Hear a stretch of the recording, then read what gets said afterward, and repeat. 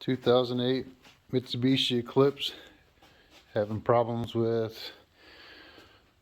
no crank, or crank no start, not getting any spark. Smells like I'm getting fuel. I've checked through everything.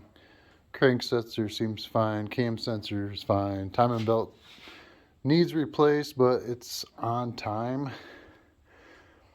Appears that this car was in a fire at some point in time, and the cover was melted. The washer fluid reservoir is slightly melted, and there's some wires here that are melted and corroded. So I'm about to go through those, fix what needs to be fixed, and see if that corrects the issue.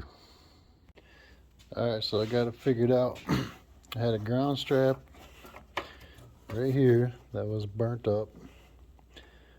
That one has been replaced. There's some wires back under here. One of the wires went to OBD communication, and two ground wires were corroded quite far back into the wire. So I cut them, replaced them, got the wires all replaced.